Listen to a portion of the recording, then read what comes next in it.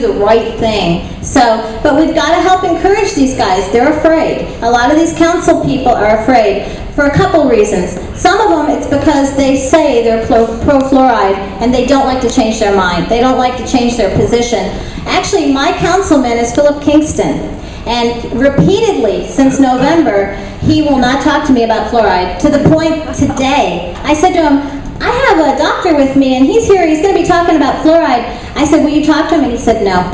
He won't talk to him. So that's not what we look for in elected officials. And I believe, do we have any candidates in the audience?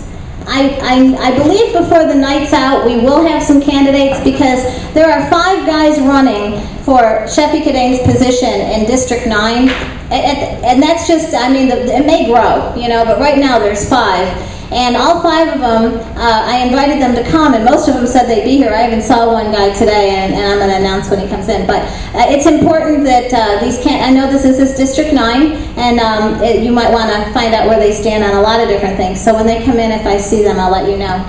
Okay, so we are going to get started with the program. Let me think. You know, it takes me a minute to kind of remember what I'm doing here. I guess we're going right into Dr. Osmunson, but let me introduce you. I got to tell these people about this guy now.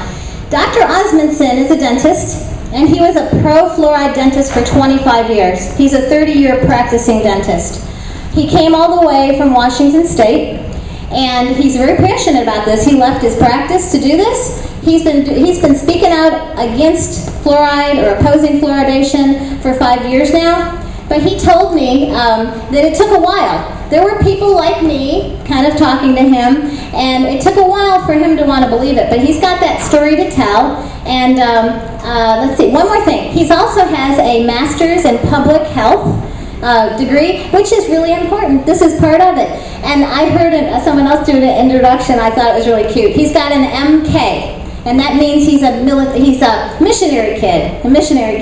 So he's got a well-rounded background. I'd like you to welcome him and hold your questions, but write them on the card. He will address the questions at the end. Okay? So this is Dr. William Osmunson. Yeah.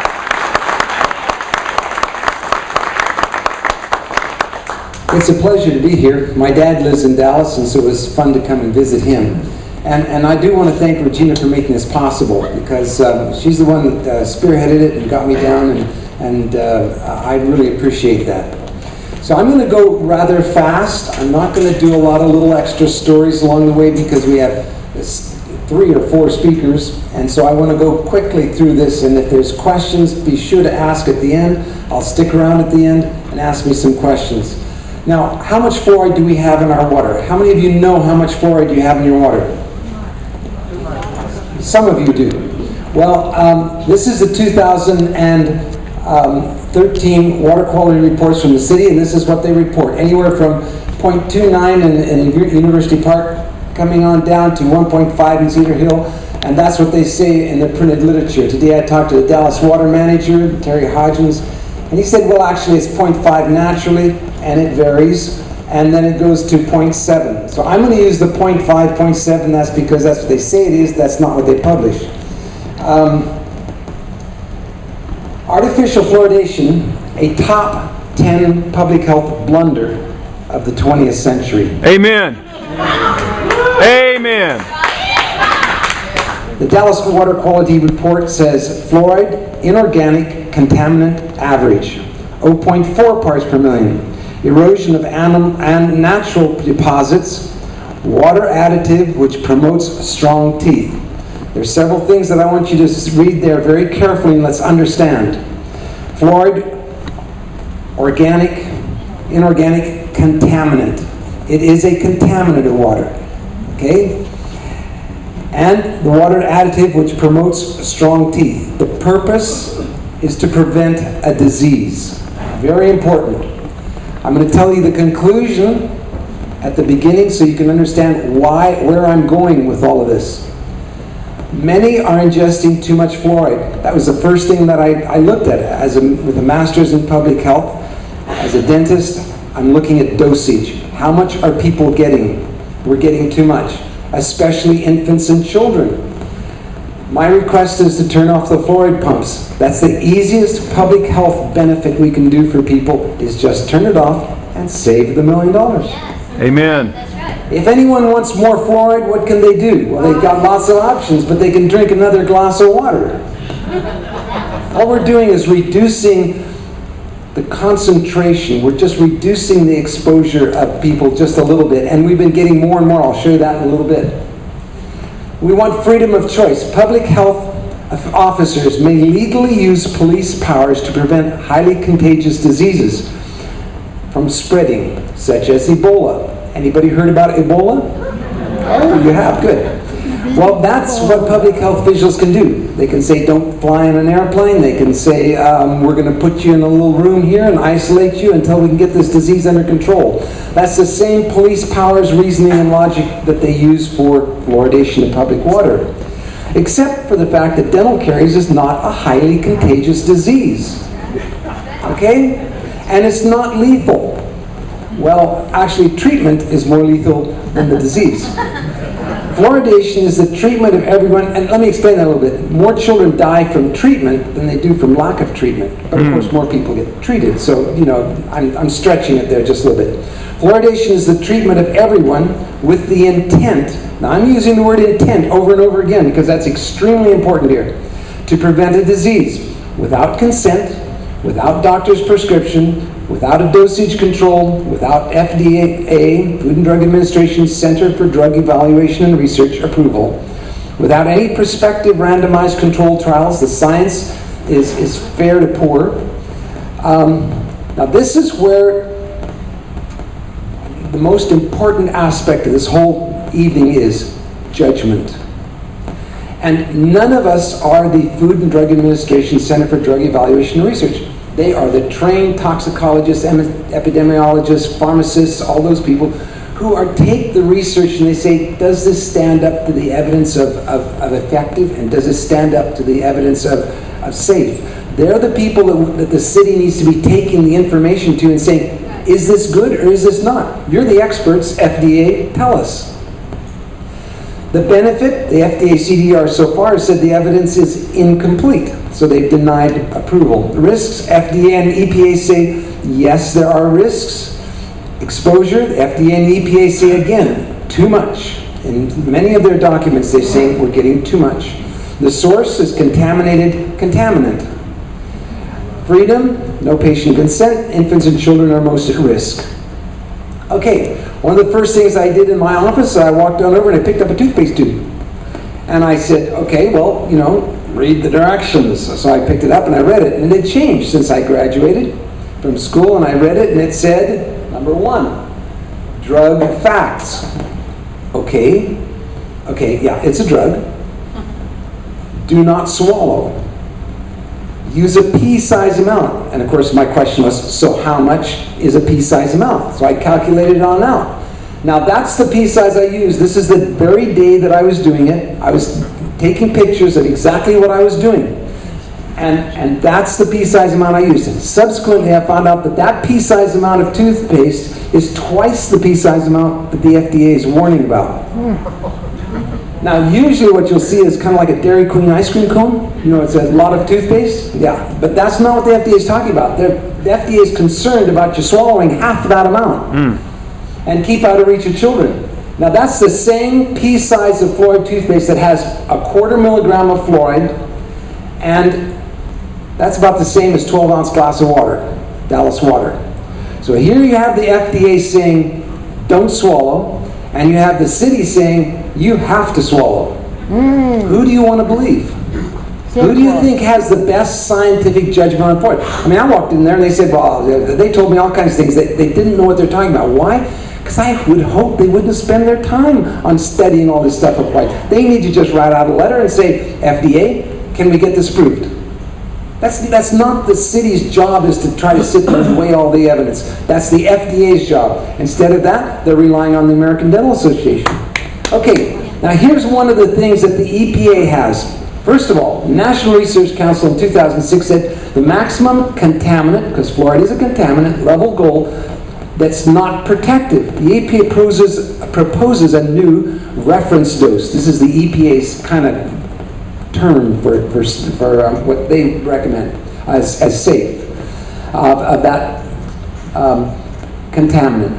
And this is one of the graphs at 8.1. Now, what they have here is 0.5 to 1 year age, 1 to 4, 4 to 7, 7 to 11, 11 to 14, 14 and above 14 years of age. All the children above the black line are ingesting too much. So these are the children up here that are ingesting too much fluoride, that percentage. But to make it look that good, so that the black line is this high, what they did is they increased the RFD by 33%. Instead of 0.06 like it was or is, they're proposing that they'll change it to 0.08 so that it's actually safer than what they thought. Now, what do we have? National Research Council says it's not protective, it's not safe at 0.06. So the EPA turns around and says, oh, but we're going to raise that and make it say that it's even safer. They're doing the opposite of the National Research Council. And what did they do here? What about children below the half a year of age? They don't count? They don't vote? What's the story here? Why aren't they including it? Because they just aren't taking care of infants. You already have too many problems here with these children. If they put the infants in there, anyone on formula made with Dallas water is getting too much fluoride. 10% not drinking, well, this only goes up to the 90th percentile here. So you have 10% of the people that are above this. So you have a whole bunch of people that are not being protected, and that's the proposed new level, which is less protected than the last one. Dallas infants are getting too much fluoride.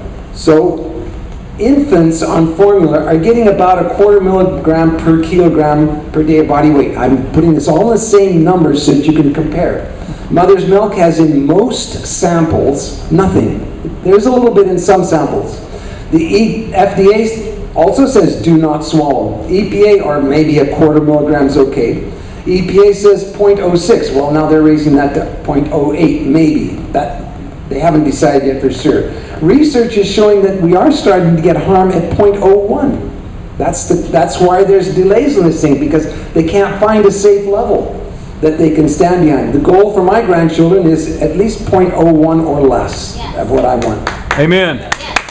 Now, this graph here is a really important one. Really important. Follow through with me on this.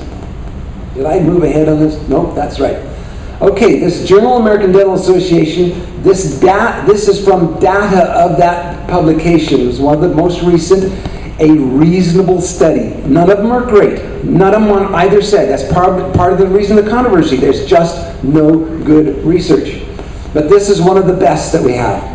Okay, now what we have here is people drinking less than 0.3 on the water, 3 to 7, 7 to 12, 7 to 1.2, 1.2 and above. So that's gradually increasing on the fluoride concentration in the water. As we, oh, come on back. As we see, oh, my pointer, there we go. This is dental fluorosis on the blue lines. The more fluoride we get in the water, the more dental fluorosis we have. Can you see, okay, is this in the way? Can I move it a bit? Okay. Can everybody over here see it? Okay, so what we've got here is we know without a question that dental fluorosis is increasing. The more fluoride you put in the water, the more dental fluorosis. No question about that. Now this is the caries experience. This is what's happening with dental decay in those. I put a line across the top here. As we increase with fluoride in the water, we can see we increase in dental fluorosis, an absolute biomarker of excess fluoride.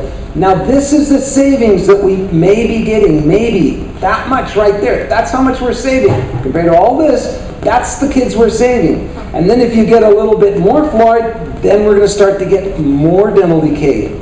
So there seems to be, and this is consistent research with all of them from when I was in dental school, we seem to have a little bit of a curve where there's a little bit less decay, maybe. That's the sweet spot.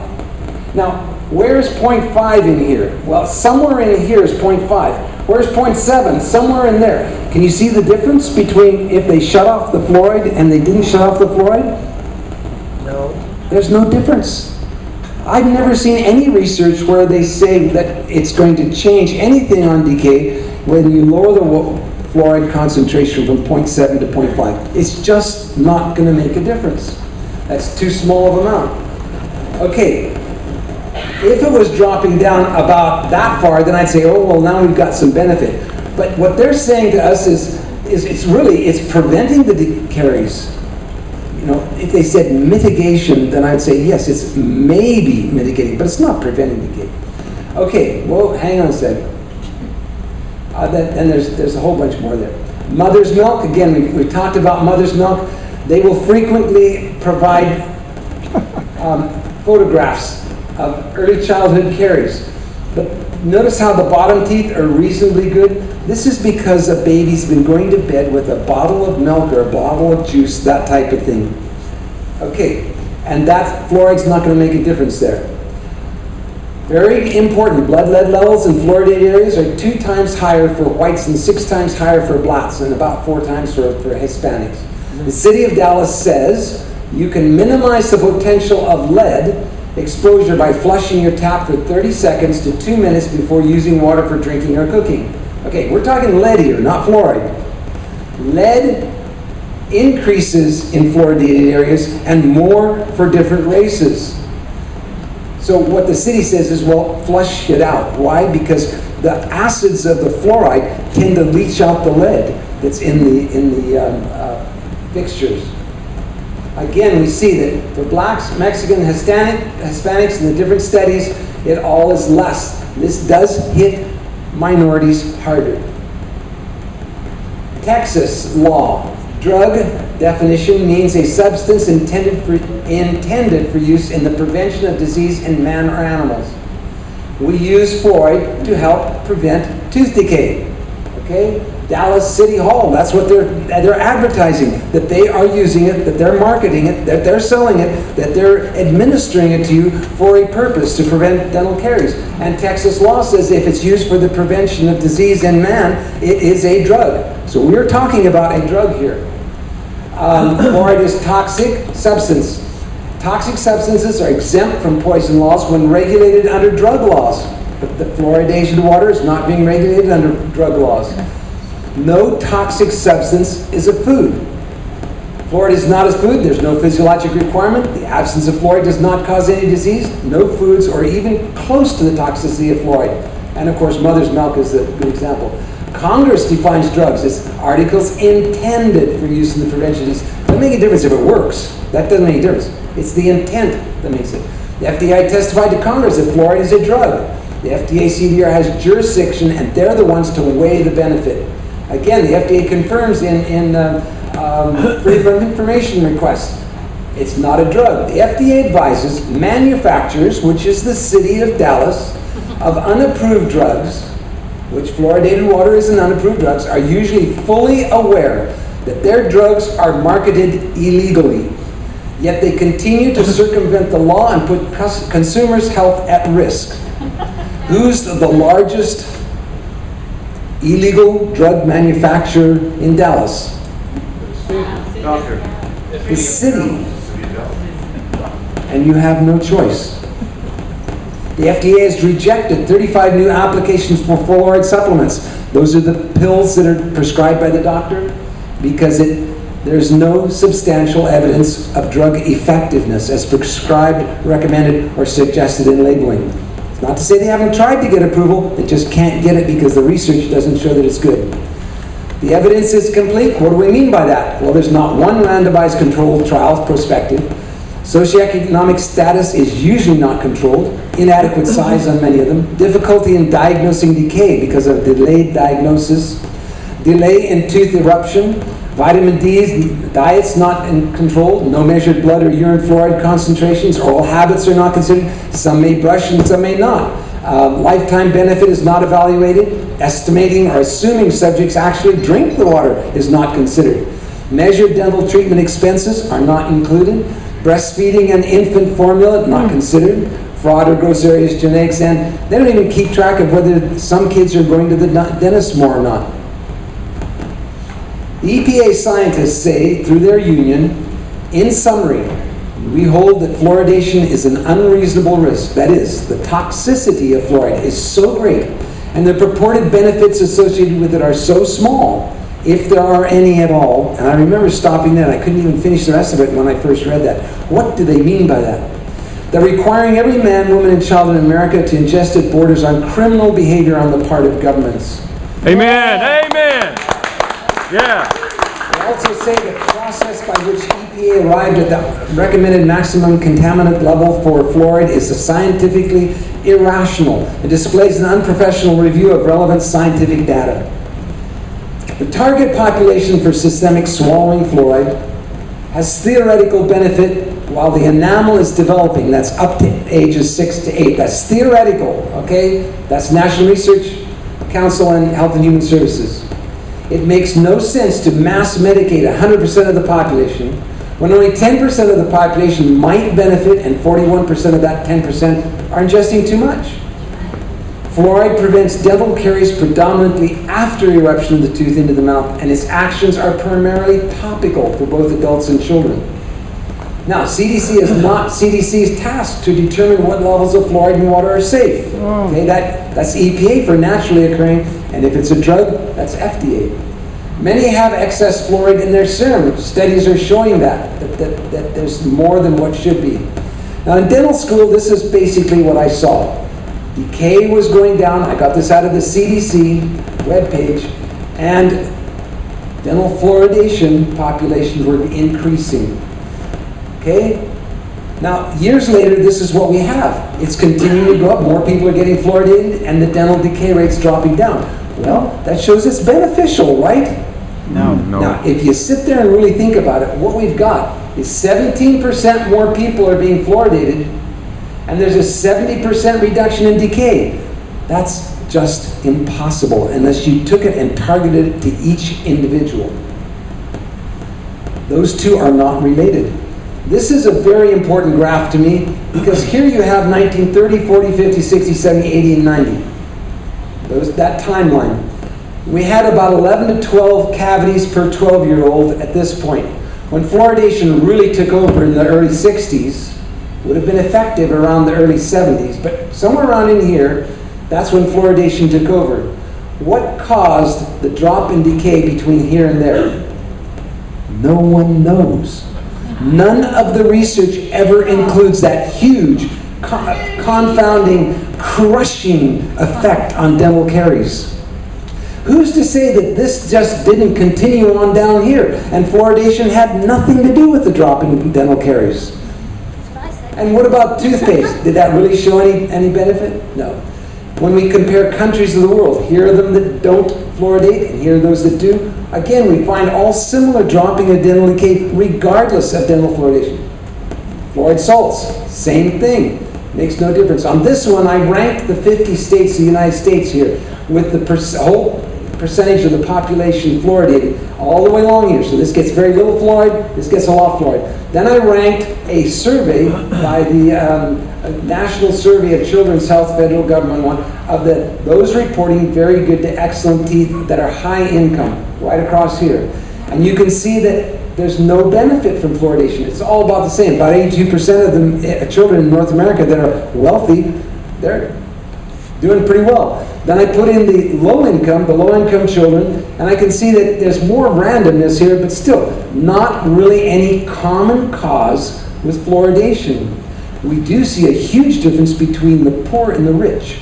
And that's where I made my mistake. I was comparing somebody who walked in with good teeth, and I go, whoa, yeah, they must have had fluoride. Next person came in, lousy teeth, they didn't have fluoride. That's pretty obvious, you see. I'm the doctor, I know it. What I was really looking at was socioeconomics. I was comparing the rich and the poor. That was my problem. Higher income, better teeth, but there's no significant common cause. Here's a study in Portland, Oregon, right near where I'm at, and Vancouver, Washington. For children, it was actually cheaper what's never been fluoridated than in the fluoridated Washington. Now, the whole study came out with enough money in savings to pay for the repairs of the equipment. There wasn't enough measured cost benefit, and that's the only reasonable. This was not just a poverty kids or anything like this. This was two different groups of Kaiser Permanente patients in clinics. So this is the only study that's showing it, and it didn't have benefit. Now in school, when I was there, they said, well, it hasn't been around long enough for us to have a cost benefit. That's been going on now for many years, and we still don't have a measured cost benefit. Anybody here that for every dollar that's spent on fluoridation, $38 are saved? That's right, I've heard that. I'm sure many of you have seen that. That's what the Okay, city said. well, that's all estimates of assumptions. Kind of like balancing your checkbook, assuming you have money there. Okay, here's some dental fluorosis. And would it be better to have this light off in the back? Who knows how to turn the Maybe light off somebody in the can turn back? that, if that's possible. I don't know if the light may turn out that way. Who knows how to turn it off in the back? It's up to you. You guys know better what's happening on the lights. But here's dental fluorosis. And this child, 41% of children now have dental fluorosis. I did not do the work. Dr. Marcus did it. Excellent job. Beautiful. And that's that young man. He'll have to have that replaced many times throughout his life, unfortunately. Here's an electron microscope of dental fluorosis. Dental fluorosis is a biomarker of excess fluoride exposure. Now, to assume that you swallow the fluoride, it goes through your body and it comes out only on the teeth, it's just not going to happen. Okay? It's just not going to happen that you're going to have just dental fluorosis and no skeletal fluorosis, no thyroid, no brains or anything like that problems. Okay, but we can see how it creates more potential for dental caries. This is the dental fluorosis. Back in 1950, about 10%. Now we're getting about 41% of children with dental fluorosis. That means we've been constantly getting more and more fluoride.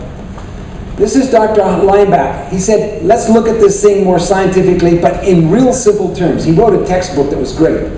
Not enough fluoride gets into the enamel during tooth formation to make a difference in caries protection. Fluoride does incorporate into the enamel after tooth eruption. Not enough from drinking water to make a difference.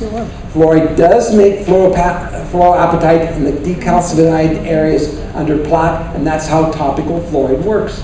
Systemic fluoride accumulates in dentin throughout life because dentin continues to grow in thickness and does not turn over. Our research shows fluoritic dentin is changed and may be more brittle. So, I go, well, maybe more brittle. Let's look at the research on brittle. Okay? When we looked at this is a tooth that's lost a cusp. This is where it was fallen off, and this is where it came off because it was broken. In the area, a study in the area where there was no fluoridation, there were 2% of the visits were because of cusp fractures. In a partly fluoridated area, 19% of the visits were because of cusp fracture. In a highly fluoridated area, 7% of the visits were because of cusp fractures. Now, you know, that's how I make a living, was with broken teeth. But where are the studies for this that the Dental Association is coming out with? National Research Council was unanimous agreement that it's not safe. Why? Well, these are some of the different things that they raised of concerns. Tooth damage, rheumatoid osteoarthritic like pain, bone cancer, bone fractures, thyroid reduction, kidney damage, reproductive problems, lower IQ, allergies, gastrointestinal disorders. Those were some of the significant points. Nuremberg Code prohibited experimentation on patients without their consent or knowledge. Human Subjects Review Committee, and all universities have this that I know of. When you're going to do studies, human subjects asked to contribute their time and effort to research should consent to do so freely. The consent should be given only after the subject understands what he or she is consenting to, and any risks that may be involved. Subjects should be assured that there will be no penalties for declining to participate, and that they are free to withdraw from the research at any time after they have given their initial consent. How many of you have given consent to be fluoridated in this experiment that nobody's keeping track of? Not me. None of us. And so 50s, you know, they should know better by now. The American Dental Association does not have jurisdiction, it says. The American Dental Association owes no legal duty of care to protect the public from allegedly dangerous products. Dissemination of information relating to the practice of dentistry does not create a duty of care to protect the public from potential injury. When the Water District says, well, we're relying on the American Dental Association, I heard him today. And the councilman saying, well, we rely on the American Dental Association. Well, they have no duty. Does your councilman have a duty to protect the public? Yes, but the councilman doesn't realize that the American Dental Association that they're relying on, they don't care about the public. They're there to protect the dentists.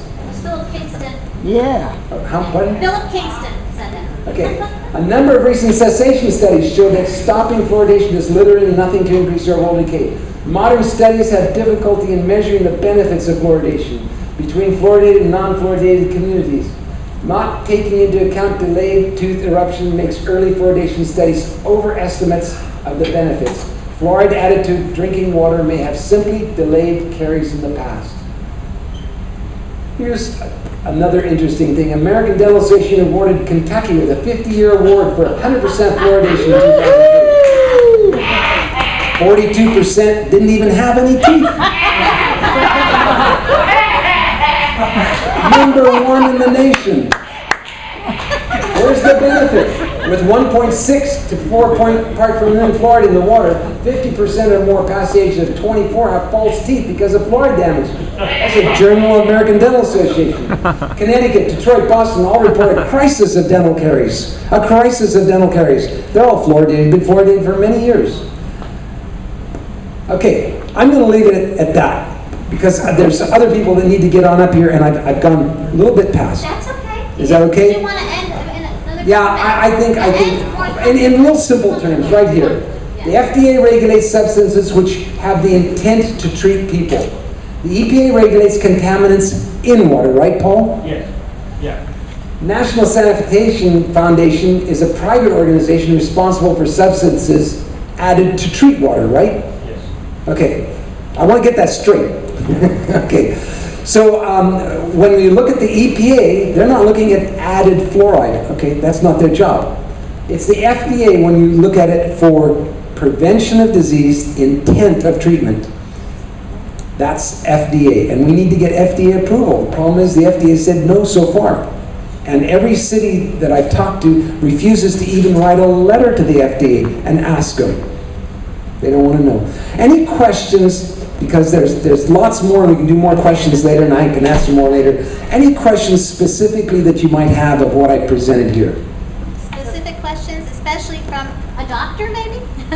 Maybe he could answer this. You know, when I first started out in school and for years after, did I diagnose dental fluorosis? Nope. Why?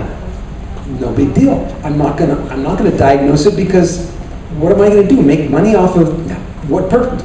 There's no reason to diagnose it in my mind at that time. Since I've been concerned and spent nearly over 10,000 hours in studying on this stuff, I diagnosed in Portland, Oregon. I was diagnosing about 30% of the kids with dental fluorosis that had never had fluoridation. I mean, it's huge. Even without fluoridated water, many are getting too much fluoride. And yet I go to the next office, and guess what they're doing? Automatically, routine, fluoride varnish. And I say, but this person has dental fluorosis. They have a toxic overexposure of fluoride. Why are you giving them more fluoride? What's the purpose of giving them more fluoride when they already have a toxic exposure to the fluoride? And the dentists get really mad at me. Anyway, okay, question. Why do we measure medicines by dose except fluoride where we use concentration? That's a really good question. Concentration in the water, because we're not thinking about dose in the human. But if you went to the pharmacist, I love going to the pharmacist and say, I'm wanting some fluoride to swallow. Do you have any fluoride to swallow? And they'll say, oh, you need a prescription. Oh, I need a prescription for that? Well, I guess I could drink water and get it without a prescription, couldn't I? Yeah, or I could maybe swallow your toothpaste and get it without a prescription. Yeah. Actually, I'm a dentist. Is fluoride, your supplements here, is it FDA approved? Well, I'm sure it is. And they'll go check if I ask them to, and they'll come back and say, well, it's not approved. And I'll say, is it your habit to be selling unapproved illegal drugs here? And they have taken them off the shelf. Yeah. They're just not aware that it's not approved, okay? So that was the only question. I don't have a good answer for you on that one. Sorry, I wish I did. Okay. Well, anybody else that has... We're going to do questions at the end too, it may cover some of your questions, and then at the end, we'll all come up here and we'll pass the mic to, so you can be thinking more, writing your questions down. I have a couple things to say. In Dallas, he referred to the water in Dallas having 0.5 parts per million. I made, I think, enough copies for all of you people here. The water department's been very forthcoming. They test the Dallas water every 4 hours, and they do a good job. I'm not saying that they're not doing a good job at all. They're very precise on what they do. Well, one of the forms I have, because there's 3 lakes that come into the Dallas water. They test them all, and then they decide how much they're going to treat everything, and then you've got the tap. I got enough copies. This was April 25th of this year, but there's been more.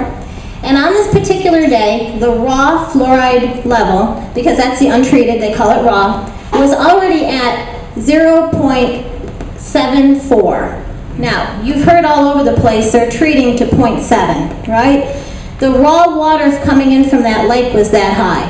Okay, so the tap water for all the 3 combined rivers that day was 0.69. And Kenneth Del Rango, who is the production director, he said, well, that day the pump would not go on. And we've already discussed, what about the pumps? Could the pumps make a mistake? Could something happen? Supposedly this doesn't happen, you know. I think about all the risks with this contaminant. What could happen? I mean, it burns through cement. How much is the cost of containment and clothes and the risk to the workers? I keep bringing up all these things because we have enough fluoride in the raw water. Why are they even adding the liability to the city for 0.2 parts per million? It doesn't make sense. It's stupid. It's wrong. It's ridiculous. And when I first started this, it was like, this is going to be a no-brainer. Once we put all the pieces together, they're going to see this. I mean, it's so clear-cut. It really is. There is no smoke and mirrors. There's no secrets about this. If you just look at how much is already in there, it's a no-brainer to leave it alone with all the risks that are attached. Another thing I want to say real quickly is I have another document because, and I made copies. I don't know if I have enough for everybody, but if you want one, I can get you one. And it has to do with the disproportionate effect in the ethnic communities, the Black and the Hispanic communities. And all the city council was given this document. They were given this document, and they're still kind of chewing on it. And today, a few of them still didn't want to talk to me, but we're working on it. So, call to action. I'm going to mention this a few times. Call the council. Don't say, I don't live in Dallas. Guess what? 25 cities buy Dallas water. Go to our website, look at the different things. The Quality of Life and Environment Committee explained to the councilman because he asked, one of the women asked, what do these other cities do if they don't want fluoride, but Dallas is fluoridating? She literally said, and this is Jody Puckett, the director over all the water, they can't do anything because they're getting our water. So there's another level of interest there that you need to drum up with other people, you know. But what was the question? Sorry. I am very excited about another person that's on our program tonight. This dentist, you had a question? Sure. Could you please introduce yourself and tell what your website is? I'm sorry, I don't know you. Oh, that's okay. Okay, yes. Well, I'm Regina Imburgia, and I'm a born activist. I'm always trying to expose the truth. So I started this group in May of 2013, and the name of it is Activists, plural, for Truth and Liberty. And the whole idea was doing things like this, finding out things that aren't being exposed, and then expose them, bring light to them, and then create activism to do something about it. So that's the name of the group, and we have a website by that name. We have a Facebook by that name. And my email is my name, Regina, R-E-G-I-N-A .Imburgia, I-M like Mary, B like baby, U-R-G-I-A, @gmail.com. And my phone number's all over everything. So just let me know if you want some information to move forward. But I was very excited that a doctor called me this afternoon, or he emailed me, and he said that he would love, he knew the program was full, but he would love to come up and say his part of the story because he is Daniel Strader, a dentist, accredited. Oh, people know I say things wrong all the time, sorry. But I'm an activist that tries. I never get to get dressed up or anything. But the deal of it is my heart is here and I'm doing the best I can. Okay, so he's accredited with the International Academy of Oral Medicine and Toxicology. Toxicology. He's a member of the ADA for 36 years. He's the Texas Dental Association. He got the Honorable Order of Good Fellow, and he practices in an anti-fluoride clinic, it's his, in Park Cities. And I want you to welcome him because he's going to come up and explain what's going on with his practice and why he's doing it. So would you come forward and talk to us for a few minutes?